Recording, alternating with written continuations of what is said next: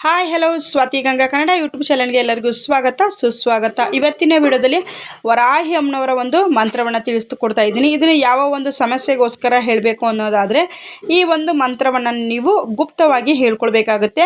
ಏನೇ ಒಂದು ಸಮಸ್ಯೆ ಇದ್ದರೂ ನೀವು ತಾಯಿ ಬಳಿಯಲ್ಲಿ ಮಾತ್ರನೇ ಕೇಳ್ಕೊಳ್ಬೇಕು. ಇದು 3 ದಿನದ ನಿಮಗೆ ಒಂದು ಚಾಲೆಂಜ್ ಅಂತಲೇ ಹೇಳಬಹುದು. ಈ ಮಂತ್ರವನ್ನು ನಾವು ಯಾರಿಗೂ ಈ ರೀತಿಯಾಗಿ ನಾನು ಮಂತ್ರವನ್ನು ಉಚ್ಚರಿಸ್ತಾ ಇದ್ದೀನಿ ಅಂತೇಳಿ ಯಾರಿಗೂ ಸಹ ನೀವು ಹೇಳೋದಕ್ಕೆ ಹೋಗಬಾರ್ದು.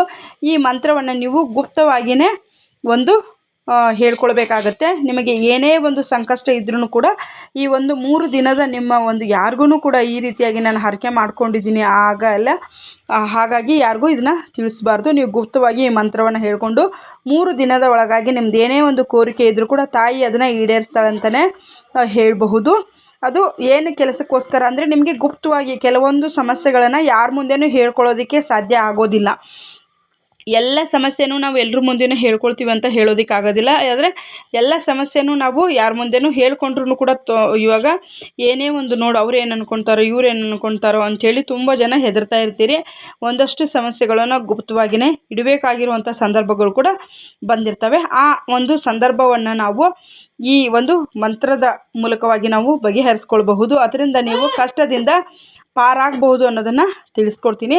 ಇದು ಕೇವಲ ನಿಮಗೆ 3 ದಿನದ ಚಾಲೆಂಜ್ ಅಂತಲೇ ಹೇಳಿ ನೀವು ಗುಪ್ತವಾಗಿ ವರಾಹಿ ಅಮ್ಮನ ಈ ಒಂದು ಮಂತ್ರವನ್ನು ಹೇಳ್ಕೊಡಿ. ಸದಾಕಾಲ ವರಾಹಿ ಅಮ್ಮ ನಿಮ್ಮ ಜೊತೆಯಲ್ಲಿ ಇರ್ತಾಳೆ ಅನ್ನೋದನ್ನು ತಿಳಿಸ್ಕೊಡ್ತೀನಿ.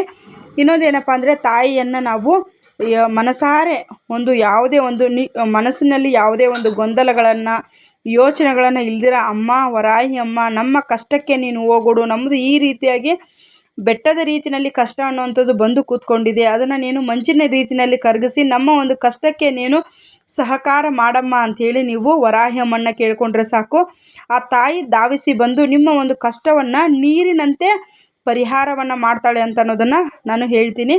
ಏಕೆಂದರೆ ತುಂಬ ಜನ ತಾಯಿಯನ್ನು ನಂಬಿ ಅವರ ಎಂಥದ್ದೇ ಒಂದು ವ್ಯಾಜ್ಯಗಳಾಗಿರ್ಬೋದು, ದಾಂಪತ್ಯದ ಕಲಹಗಳಾಗಿರ್ಬೋದು, ಎಂಥಂಥ ಸಮಸ್ಯೆಗಳಿಂದ ಆಚೆಯನ್ನು ಬಂದಿದ್ದಾರೆ. ಇದೆಲ್ಲ ಪುರಾಣಗಳಲ್ಲಿ ಉಲ್ಲೇಖ ಕೂಡ ಇದೆ. ಹಿಂದೆ ನಮ್ಮ ರಾಜ ಮಹಾರಾಜರು ವರಾಹಿ ಅಮ್ಮನ ಅಪ್ಪಣೆಯನ್ನು ಪಡೆದುಕೊಂಡು ಯುದ್ಧಕ್ಕೆ ಹೋಗ್ತಾ ಇದ್ರಂತೆ. ಅವರು ಯುದ್ಧವನ್ನು ಮುಗಿಸಿ ಬರುವಂಥ ಸಂದರ್ಭದಲ್ಲಿ ಅವರು ವಿಜಯಶಾಲಿಗಳಾಗಿ ಬರ್ತಾ ಇದ್ರಂತೆ. ಇದು ಸುಮಾರು ಗ್ರಂಥಗಳಲ್ಲಿ ಸಹ ಉಲ್ಲೇಖವಿದೆ. ಹಾಗಾಗಿ ನಾನು ನಿಮಗೆ ತಿಳಿಸ್ತಾ ಇರೋದು ಏನೇ ಒಂದು ಕೆಲಸವನ್ನು ಮಾಡಿದ್ರೂ ಸಹ ನಾವು ಶ್ರದ್ಧಾ ಭಕ್ತಿಯಿಂದ ಮಾಡಬೇಕು. ಯಾವುದೇ ಕಾರಣಕ್ಕೂ ಅಸಡ್ಡೆ ಅನ್ನೋವಂಥದ್ದು ಇರಬಾರ್ದು. ಈ ಕೆಲಸದಿಂದ ಈ ಕೆಲಸ ಆಗುತ್ತಾ ಆಗೋದಿಲ್ವಾ, ಈ ಒಂದು ಮಂತ್ರವನ್ನು ಹೇಳೋದ್ರಿಂದ ಇದರಿಂದ ನಮಗೆ ಫಲ ಸಿಗುತ್ತಾ ಸಿಗೋದಿಲ್ವಾ, ನೀವು ಫಸ್ಟು ನಂಬಬೇಕು. ನಂಬಿ ಮಂತ್ರವನ್ನು ಉಚ್ಚಾರಣೆಯನ್ನು ಮಾಡಬೇಕು. ನಿಮ್ದು ಏನಾನ ಕೋರಿಕೆಗಳನ್ನು ತಾಯಿ ಮುಂದೆ ಇಡಬೇಕು. ನೀವು ಹೇಳಿರುವಂಥ ಕೋರಿಕೆಯನ್ನು ತಾಯಿ ಈಡೇರಿಸ್ತಾಳೆ ಅಂತ 100ಕ್ಕೆ 10% ನಂಬಿಕೆಯನ್ನು ನಾನು ಕೊಡ್ತೀನಿ. ಖಂಡಿತವಾಗ್ಲೂ ನೀವು ಆದರೆ ಯಾವುದೇ ಕಾರಣಕ್ಕೂ ಅಸಡ್ಡೆ ಅನ್ನೋದು ಇರಬಾರ್ದು. ನಂಬಿಕೆ ಅನ್ನೋದು ತುಂಬ ಮುಖ್ಯ.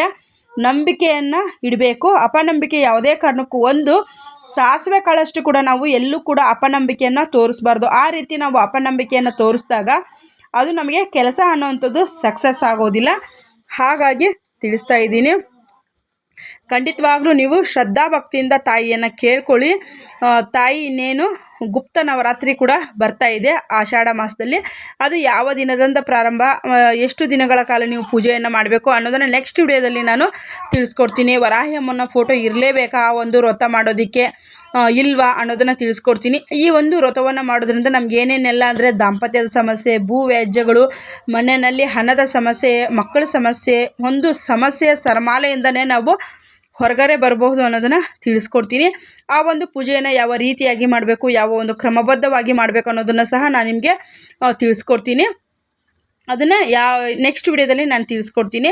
ಈ ಒಂದು ಮಂತ್ರವನ್ನು ನೀವು ಗುಪ್ತವಾಗಿ ಯಾರಿಗೂ ಹೇಳೋದಕ್ಕೆ ಹೋಗಬೇಡಿ. 3 ಡೇಸು ಚಾಲೆಂಜನ್ನು ತೆಗೆದುಕೊಂಡು ತಾಯಿ ವರಾಹಿ ಅಮ್ಮನಲ್ಲಿ ಮೊದಲಿಗೆ ನಿಮ್ಮ ಒಂದು ಕಷ್ಟ ಕಾರ್ಪಣ್ಯ ಹೇಳಿಕೊಂಡು ಸಂಕಲ್ಪವನ್ನು ಮಾಡಿಕೊಂಡು ತದನಂತರದಲ್ಲಿ ಈ ಗುಪ್ತವಾಗಿ ಈ ಒಂದು ಮಂತ್ರವನ್ನು ಹೇಳ್ಕೊಳ್ಬೇಕು. ತಾಯಿ ನಿಮಗೆ ಅದನ್ನು ಪರಿಹಾರವನ್ನು ಮಾಡ್ತಾರೆ ಅನ್ನೋದನ್ನು ನಾನು ನಿಮಗೆ ತಿಳಿಸೋದಕ್ಕೆ ಇಷ್ಟಪಡ್ತೀನಿ.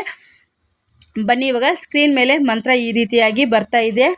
ಇವಾಗ ಉಚ್ಚಾರಣೆ ಕೂಡ ಮಾಡ್ಬೋದು, ನೀವು ಬರೆದು ಕೂಡ ಹೇಳ್ಕೊಳ್ಬಹುದು. ಓಂ ಐಂ ಗ್ಲೌಂ ಶ್ರೀಂ ಶ್ರೀ ಜಗತ್ ಜನನಿ ನಮೋ ನಮಃ. ಓಂ ಐಂ ಗ್ಲೌಂ ಶ್ರೀಂ ಶ್ರೀ ಜಗತ್ ಜನನಿ ನಮೋ ನಮಃ. ಓಂ ಐಂ ಗ್ಲೌಂ ಶ್ರೀಂ ಶ್ರೀ ಜಗತ್ ಜನನಿ ನಮೋ ನಮಃ ಈ ಒಂದು ಬೀಜಾಕ್ಷರಿಯ ಮಂತ್ರವನ್ನು ನೀವು ಉಚ್ಚಾರಣೆಯನ್ನು ಸಹ ಮಾಡಬಹುದು. ಇಲ್ಲ ಅಂತಂದರೆ ನೀವು ಸ್ಕ್ರೀನ್ ಮೇಲೆ ಬರ್ತಾ ಇರೋದನ್ನು ಬರೆದಿಟ್ಕೊಂಡು ಒಂದು ಬುಕ್ಕಿನಲ್ಲಿ ಈ ಮಂತ್ರವನ್ನು ನೀವು ಗುಪ್ತವಾಗಿಯೇ ಹೇಳ್ಕೊಳ್ಬೇಕು. ನಿಮ್ಮದು ಏನು ಕೋರಿಕೆ ಇದೆಯೋ ತಾಯಿ ಮುಂದೆ ನೀವು ಮೊದಲಿಗೆ ಕೇಳ್ಕೊಳ್ಳಿ. ನಮ್ಮದು ಏನು ಕಷ್ಟ, ನಿಮ್ಗೆ ಏನೇ ಒಂದು ಕಷ್ಟ ಇರಬಹುದು. ಇವಾಗ ಕೆಲವೊಂದು ಕಷ್ಟಗಳನ್ನು ಹೇಳ್ಕೊಳ್ಳೋದಕ್ಕೆ ಆಗೋದಿಲ್ಲ, ಕೆಲವೊಂದು ಕಷ್ಟಗಳನ್ನು ನಾವು ಹೇಳ್ಕೊಳ್ಬಹುದು. ಇದನ್ನು ನೀವು ಯಾರಿಗೂ ಹೇಳೋದಕ್ಕೆ ಹೋಗಬೇಡಿ. ನಾನು ಈ ರೀತಿಯಾಗಿ ವರಾಹಿ ಅಮ್ಮನ ಒಂದು ಮಂತ್ರವನ್ನು ಉಚ್ಚಾರಣೆಯನ್ನು ಮಾಡ್ತಾ ಇದ್ದೀನಿ ಅಂತೇಳಿ ನಿಮ್ಮ ಮನಸ್ಸಿಗೆ ನೀವು ಒಂದು ಚಾಲೆಂಜ್ ಆಗಿ 3 ಡೇಸಲ್ಲಿ ನನ್ನ ಒಂದು ಈ ಕಷ್ಟ ಪರಿಹಾರ ಆಗಲಿ ಅಂಥೇಳಿ ನೀವು ತಾಯಿಯಲ್ಲಿ ಕೇಳಿಕೊಂಡು ಮಂತ್ರದ ಉಚ್ಚಾರಣೆಯನ್ನು ಮಾಡಿ, ತದನಂತರದಲ್ಲಿ ನೀವು ಆ ಒಂದು 3 ದಿನದ ಒಳಗಾಗಿ ನಿಮಗೆ ಆತರಿಗೆ ಒಂದು ಸುಲಭವಾಗಿರುವಂಥ ಆ ಕಷ್ಟದಿಂದ ಪಾರಾಗುವಂಥ ಒಂದು ಮಾರ್ಗ ಅನ್ನೋದು ನಿಮಗೆ ಸಿಗುತ್ತೆ.